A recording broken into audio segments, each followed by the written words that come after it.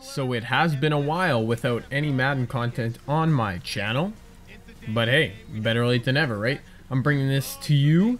I was gonna say this game, but it's actually a package of 3 games, as you see Richard Sherman and Patrick Peterson being presented in the pregame show. Yeah, so I'm packaging 3 games together. It's Arizona, Philadelphia, and San Fran sandwich in between those 2 games. And this is, of course, with my speed wide receiver for the Seattle Seahawks. Heading into this game, our record was 6-4, so I had to buckle down and churn out some wins. And the reason I packaged 3 together is because, I don't know, I just really enjoy playing the game sometimes, so I don't commentate it, but I do record it. It often ends up with me half paying attention in games, so you'll see, not the greatest of games, but I'm just showing the highlights, really. So I really wanted to talk about defensive backs, seeing as how these 2 teams have some elite ones, as you see Patrick Peterson getting burned by my boy Doug Baldwin. But yeah, Richard Sherman, Patrick Peterson in that little pregame presentation, and there's so much talk surrounding Richard Sherman right now, and rightfully so. I'm not one of those people that thinks everybody should lay off him or take it easy, because he talks so much. That's what you get. But in my opinion, Richard Sherman has backed it up. Last year, he made the play. He made a number of plays, as not sure if that was Peterson or their other stud cornerback. No, it was Antonio Cromartie. They have 2 real good ones in Arizona. But in Sherman's case, he talks so much that he deserves the spotlight to be all on him, and he wants it. And honestly, what has he done that's not warranted that this year? He let up 3-4 catches in San Diego, no explosive plays. Is that really getting exposed? He let up that 2-point convert to Peyton Manning and Demaryius Thomas in against Denver, but that is a giant wide receiver whom he was marked up one-on-one with in the back of the end zone against a great quarterback. So I think everybody's making a big deal out of it. Yeah, JJ Watt has 2 interceptions, whatever. But yeah, that's the case. There's my first catch of the video. I think I have really slow starts to pretty much every game, you'll notice. But yeah, I think the whole debate with who's the best corner, as I couldn't hold on, it's really up for grabs. I mean, every cornerback is going to get beat. Deion Sanders got beat. Everybody gets beat. So I think it comes down to who can make the big plays, and that's Richard Sherman. Even if he has an elite defense around him, so does Arizona. I mean, so does Patrick Peterson in Arizona, and they're having a really good start to the year, even with Drew Stanton, the rookie QB, as not Peyton, Russ Wilson threw that at my feet in the end zone. I was wide open, mashing the call for pass button. But yeah, Arizona's 3-0. Wait, actually, how did they finish this week? This is embarrassing. They finished... Oh, wait, did they have a bye week this week? Yeah, I think they did. If not, then they're 3-1. I don't know. I think they're 3-0. They're having a really good start to the year, and that's because of their defense. So, another thing, I'm just going to stay on the topic of the Seahawks. When people say that Richard Sherman isn't that great because of his the great defense surrounding him, that also has to do, or that's also similar to how people kind of disregard what Russell Wilson does on the field. And I'm not here to say that Russell Wilson is one of the top quarterbacks in the league. Well, you know what? I kind of am, because I think he's pretty underrated. I think a lot of people just push him aside as kind of a game-managing QB, someone who's just in there to not make mistakes, when in actuality, Russell Wilson makes big-time plays. He wasn't a Super Bowl champion by accident. He makes big-time plays in big-time moments. See that Denver game? That drive was all him. For everybody... Oh, big-time plays, baby. That was a one-handed catch. Anyways, Russell. Everybody that says, oh, he's got the big defense, the Legion of Boom, he's got Marshawn Beast Mode. Well, that drive showed me what Russell Wilson can do. I already knew what he could do, but it showed a lot of people, I think. Because he showed that he ran that drive. That wasn't the defense. That wasn't Marshawn Lynch getting the ball 10 times. That was Russell Wilson making plays, making big plays, and the defense couldn't stop him. They had no idea as we're transitioning into the game in San Fran. So I think Russell Wilson is an elite quarterback, and I think people sleep on him, to be honest. I don't know why I didn't fair catch that, but that's where it's at. But yeah, I guess that's just because I'm a Seahawks fan. I'm a Wilson fan, but I think he's a very good quarterback and pretty underrated. But anyways, getting off the topic of the Seahawks a bit, we'll look into this game. The 3 games I played, that first game was kind of pedestrian, I guess, only like 50 or 60 yards receiving. This game was much better. You'll see I'm ready into it in the first quarter.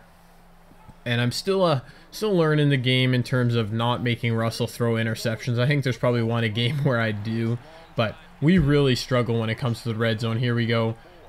We get a touchdown there. Bad example, of course, but when we try and throw, even when we try and run, like, it's like we can't score in the end zone. I think I'm leading the league in touchdown receptions or something after these 3 games with 8. And that is before I figured out you had to strafe towards the ball to catch it along the sidelines. But all my touchdowns are usually long plays. They don't really come from red zone, because the mechanics in the game are so weird that you can't just throw up a jump ball. I mean, I haven't really seen it happen. Like, here would have been another case. I was running to the corner, but Russell Wilson takes off and runs and fumbles. Something he doesn't do a whole lot of in real life, but he is a turnover machine on the game. He has an unreal amount of interceptions, and it's so annoying. A lot of them are my fault, but a lot of them aren't. So yeah, the red zone is kind of weird. And another thing, I've noticed this before, but I've never mentioned it. There are no pass interference calls. There are no illegal hands to the face. There are no unnecessary... There's like no penalties, but as a wide receiver, you really notice, like, there's no pass interference. And I mean, I'm not really that upset about it, because I feel like it would just slow the game down, make it really annoying. But I mean, I don't know, it would be something interesting to see when you watch an NFL game and there's flags every 4th or 5th play. I mean, hey, I don't know what to say. But yeah, we're doing good right here against our rivals. This will be an interesting time in real life schedules. I thought I had a TD here, but I come up just short. I think it happened to me again later in the game, or maybe that was the next game. But this will be an interesting time in real life in the schedule if the 49ers will have turned their season around by this time. And I mean, it's not like it's that poor at this point. They did pull off the nice victory this week. I was not confident for them going into that game against the Eagles, because the Eagles have played so well, but I don't know. The Eagles are part of that NFC East, which is just, oh my goodness, I don't even know what to say. That is my perfect transition into talking about the Dallas Cowboys, because I don't like the Cowboys. Well, I guess I don't hate them as much as some people do, but I'm not a big fan just because they've been so mediocre and they think they're America's team and all that. But boy, it's hard to argue against what they're doing this week. I mean, nobody doubted. I didn't doubt their offense going into the season, because Romo has been a guy who can put up numbers, and Dez Bryant is an elite wide receiver, and DeMarco Murray, when he's not injured or fumbling, is an elite running back. But boy, their defense has been stout. Their offensive line is one of the tops in the league, as there's the one I got stopped on the 1-yard line, and they're looking like a complete football team right now. But actually, before I get to that thought, look at this. I found out we had a wide receiver end round play in our playbook. And I took advantage of it right there, jumping into the end zone, flipping in. But yeah, the Cowboys, I have confidence in my unconfidence. Wait, is unconfident inconfident? I'm unconfident. Okay, what am I saying? I have confidence in my unconfidence in Tony Romo. And that is that I think they could go 11-5. I think if they need a win to get into the playoffs, he could find a way to mess it up. I think if they need a touchdown to go to the playoffs, to win a playoff game, I think he'll mess it up. And that is a knock against Tony Romo, but that's just the way it's been. He's never been able to come through when they really need him. But hey, 3-1, great start to the season for the boys. And man, another segue, they beat the Saints. And also the Patriots taking a big loss to KC. Two teams who a lot of people were picking to go far into the playoffs, including myself. I didn't think the Saints would be a Super Bowl contender, but I did think the Patriots were.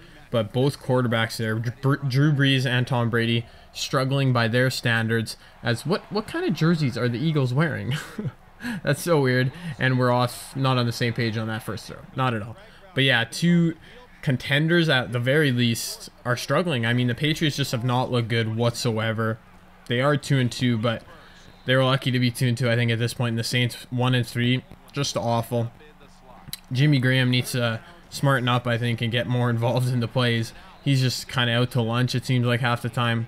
But it still is early. I mean, 4 games into the season. The 49ers as well, 2-2, as I mentioned earlier. They could end up being 8-2 by the time they play these games against the Seahawks that are in this video, or the game. But who knows? It's still so early that it's hard to tell. I mean, maybe Tom Brady's just rusty. Maybe Drew Brees is just rusty. But the problem with New Orleans is not so much Brees, but it is their defense. And Rob Ryan doesn't really have those boys playing at a high level, which is scary for their sake. But here's another case of us getting stuffed in the red zone. I tried that end around play again because I just want to break one off, but it's not working. And how about the Steelers? The Steelers took an ugly loss. I don't know if you guys saw, I think it was on Instagram, Snoop Dogg made a post, and he just, it was profanity filled, so caution if you are going to go look it up. But he trashed his black and yellow Steelers. It was pretty funny, but they should have had that win in the bag, and a loss to Tampa Bay, not looking good for them. So there's a lot of teams that, man, it's just surprising. As I mentioned earlier, J.J. Watt, the interception machine, he helped lead his team to a 23-17 victory. The Texans up to 3-1 on the season. And the Ravens had a huge victory. The Panthers, again, another team that went far last year. I figured they'd drop off this year, as did a lot of people, as Russell Wilson throws a late interception. What are you doing, Russ, with 50 seconds left? But, man, Cam Newton and those guys just not coming through right now. But anyways, that's enough talk about the NFL for now. You can see we're heading into overtime. I'll get back into the game as, yeah, hopefully, maybe, probably not. I don't know. There might be a chance I'll get another Madden video before this weekend. If not, I'll just talk about the games again next week, as there's another one-handed catch in OT, 3rd and 2. I'm Russell's go-to guy on 3rd down. I think. I don't know. I call for it a lot because I don't trust anybody else. But there's a one-handed catch for this. Like, I played all 3 of these games on one day, and I went for like 5 one-handed catches. And I'm not sure why. I missed a couple, so I was pretty frustrated. But here's a slow-mo. Just cutting across the middle. Nobody can hold the speed wide receiver, Jay Canada. One hand on that. Don't need the second hand for safety, but there are some weird games. It's a games like this that make me think I should turn up the quarter length from 7 to 8 minutes or even more, because it was 6-6. That's the score. I mean, our defense is obviously solid, but I don't know. It's funny because our if you saw at the beginning of the video when Patrick Peterson and Richard Sherman were getting previewed, Richard has really low numbers on this game. So he hasn't had the greatest of seasons, and I think Jeremy Lane's leading our team in interceptions, so I don't know. As there I catch a deep pass. Well, not really a deep pass because Russell never throws the ball deep. He throws it like mid-range deep, but it didn't get picked off. That's often a play where I lead him to throw an interception, but we were all good there. But here we are, 0 seconds left, we punted. I was half paying attention to this game, and I was like, what? Why didn't we just Hail Mary it? But yeah, we succeed. We give up the tie. I don't know what else should I say there, but yeah, we get the tie, and there we go. That's kind of like the middle average game. I had an average game, a good game, and a below average game. But there you have it, guys. Let me know what you think of the NFL to this point. And like the video if you like the video. Subscribe if you haven't already. Follow me on Twitter. Peace.